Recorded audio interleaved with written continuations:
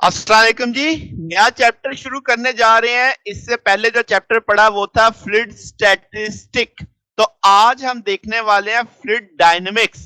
तो fluid dynamics में बुनियादी चीज देखेंगे कि फ्लूइड की जो फ्लो की कंसेप्ट क्या है, आइडियल फ्लूइड मोशन क्या होती है। तो शुरू करते हैं। फ्लूइड डायनेमिक्स बुनियादी तौर पे अप्लाइड साइंस की एक ऐसी ब्रांच है जिसमें हम लिक्विड गैसेस की जो मूवमेंट है उसको देखते हैं, उसको स्टडी करते हैं कि वो किन प्रिंसिपल्स के तहत होती है, उसमें क्या क्या उसकी एप्लीकेशंस हैं। ये सारा कुछ हमारे पास फ्लूइड डायनेमिक्स में आने वाला है। अगर सादा सादा डेफिनेशन कहें तो हम कहेंगे फ्लूइड डायनेमिक्स बुनियादी तौर पे स्टडी ऑफ फ्लूइड्स है और उनके बीच में जो फोर्सेस इफेक्ट करती हैं उनकी मोशन को, उसको हम स्टडी करेंगे। अब इसमें जो बुनियाद है वो एक फ्लूइड फ्लो का जर्नल सा कंसेप्ट, यानी जब फ्लूइड फ्लो करता है तो वो स्टेडी हो भी सकता है, नहीं भी हो सकता, कंप्रेसिबल हो भी सकता है, नहीं भी हो सकता, विस्कस हो भी सकता है, नहीं भी हो सकता, रोटेशनल हो भी सकता है और नहीं भी हो सकता। ये हम बात कर रहे हैं रियल फ्लूइड की, कि रियल फ्लूइड में ये चारों बातें मुमकिनात में है, कुछ भी उनमें मुमकिन हो सकता है। मगर मसला क्या है कि रियल फ्लूइड की जो मोशन है उसे स्टडी करना वो बेहद कॉम्प्लिकेटेड है। उसके लिए हमें न्यूमेरिकल टेक्निक्स, कंप्यूटर प्रोग्रामिंग वगैरह की जरूरत पड़ती है ताकि हम उन क्वांटिटीज को मेजर कर सकें सही तरीके से। तो फिर वक्त तो हम उसकी तरफ नहीं जा रहे, हम डील करेंगे आइडियल फ्लूइड को, कि भाई आइडियल फ्लूइड क्या होता है, उसको इस्तेमाल करना, उसको समझना, उससे नताइज अखज करना हमारे लिए आसान होगा। तो शुरू करते हैं कि आइडियल फ्लूइड मोशन हमारा मेन है। तो पहले मैं आइडियल फ्लूइड को समझा दूं क्या होता है।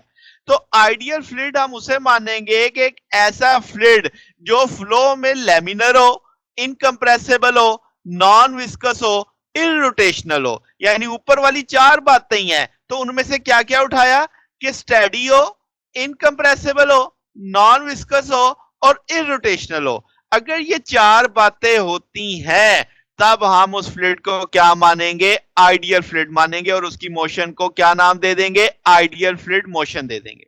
अब इन चारों बातों को जरा डिटेल में समझने वाले हैं हम। लेमिनर फ्लो या स्टेडी फ्लो जिसे मैं कह रहा हूं, तो वो क्या है। लेमिनर फ्लो से मुराद ये है कि किसी जगह से फ्लूइड चल रहा है और आपने एक पिन पॉइंट कर लिया है, उस पॉइंट से जब भी फ्लूइड गुजरे उसकी वेलोसिटी कांस्टेंट हो, यानी उस पॉइंट की वेलोसिटी हमेशा वही रहे। वहां से जितना भी फ्लूइड गुजरे हर फ्लूइड के पार्टिकल उस पॉइंट पे एक जैसी वेलोसिटी रखे। बात समझ आ गई, यानी कि वक्त के साथ उस पॉइंट की वेलोसिटी में बदलाव नहीं आ रहा। ठीक है। तो जो वो पाथ होगा उसे हम फ्लो लाइन कहेंगे, यानी जिससे वो पार्टिकल, फ्लूइड के पार्टिकल मूव करके जा रहे हैं। अगर आपका ओवरऑल फ्लो पैटर्न चेंज नहीं होता, यानी कि तमाम पार्टिकल एक ही पाथ को फॉलो करते हुए चलते जा रहे हैं, तो वो स्टेडी फ्लो में शुमार होगा। यानी सादा लफ्जों में कहें कि हर एलिमेंट उसी रास्ते से गुजर रहा है जिससे उससे अगले वाला गुजरा था, यानी सेम फ्लो लाइन को फॉलो कर रहा है। ठीक होगी बात। अब इसमें हम स्ट्रीम लाइन कहेंगे कि ये जो फ्लो, ये आपके जो लाइंस बन गई हैं, जिसे आपने कहा कि भाई कि आपके पास फ्लो लाइन है, उसको हम स्ट्रीम लाइंस का नाम दे देंगे। तो वो स्ट्रीम लाइन एक रास्ता बताएंगी जिससे आपका जो फ्लूइड है वो वक्त के साथ साथ गुजरेगा। फिर इन, अगर मैं कहूं कि जो फ्लूइड की डायरेक्शन है, यानी फ्लूइड वेलोसिटी की जो डायरेक्शन है, वो इन स्ट्रीम लाइन के साथ हमेशा टेंजेंट बना रही होगी। बात समझ रहे हो। जैसे आप इस तस्वीर में देखो तो आपको ढेर सारी लाइंस दिखाई दे रही हैं, फ्लो लाइंस जिसको नाम दिया हुआ है, तो इसको मैंने स्ट्रीम लाइंस कह दिया है। ठीक है। अब आपके पास जनाब, आप जब फ्लूइड का एलिमेंट लोगे वो इन्हीं लाइंस को फॉलो करता हुआ जाएगा, और जो फ्लूइड की डायरेक्शन है वो टेंजेंट आपके पास, यानी जो आपकी फ्लो लाइन है उसके साथ टेंजेंट बना रहा होगा स्ट्रीम लाइन के साथ। और जो मैग्नीट्यूड है वेलोसिटी का वो उनकी डेंसिटी पे होगा, कि यानी ये लाइंस एक दूसरे के कितना करीब हैं। जितनी ज्यादा डेंस होंगी वेलोसिटी का मैग्नीट्यूड ज्यादा होगा। बात समझ गए। और ये स्ट्रीम लाइंस एक दूसरे को क्रॉस नहीं करती। अगर वो करें तो इसका मतलब जिस पॉइंट पे क्रॉस किया वहां पे तो दो टेंजेंट बन जाएंगे, तो जो कि मुमकिन नहीं है। किसी एक पॉइंट पे तो एक ही डायरेक्शन हो सकती है, तो इसलिए स्ट्रीम लाइंस एक दूसरे को क्रॉस नहीं करती। अच्छा, अच्छा अब जनाब क्या है इसकी अगर हम एग्जांपल लें कि एक रिवर जो बेहद आहिस्ता-आहिस्ता फ्लो कर रहा होता है, वो आपका लैमिनर फ्लो है। इसी तरीके से अगर मैं कहूँ कि एक वाटरफॉल से जो पानी गिरता है, वो तो ज़िगज़ैग गिरता है, यानी कोई कतरा कहीं गिर रहा है, कोई कहीं गिर रहा है, तो वो नॉन लैमिनर फ्लो में शुमार हो जाएगा। ऐसे फ्लो को ट्रिबुलेंट फ्लो कहते हैं, यानी ट्रिबुलेंट फ्लो उसे कहेंगे जो ये सारी बातें ना माने, तो ऐसे फ्लो को हम ट्रिबुलेंट फ्लो कहेंगे। बात समझ आ गई? तो जनाब अब आगे चलते हैं इनकंप्रेसिबल फ्लो किसे कहेंगे।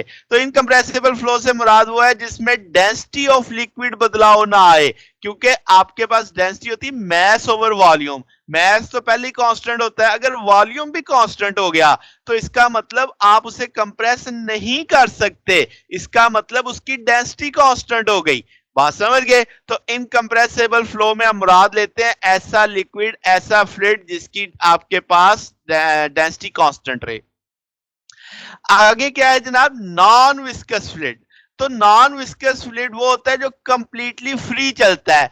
जो विस्कोसिटी है कि टर्म है ना, जो जब मैं कहता हूं विस्कोसिटी ऑफ द फ्लूइड, तो आप समझो कि मैं फ्रिक्शन की बात कर रहा हूं। क्यों? क्योंकि फ्लूइड लेयर्स की सूरत में चल रहा होता है। तो आपके पास जो ऑब्जेक्ट है, तो अगर मैं कहूं कि वो नॉन विस्कस लिक्विड है, तो इसका मतलब उसकी लेयर के बीच में कोई फ्रिक्शन नहीं है। अगर मैं कहूं कि कोई फ्लूइड विस्कस है, तो इसका मतलब उसकी लेयर्स के बीच में फ्रिक्शन है।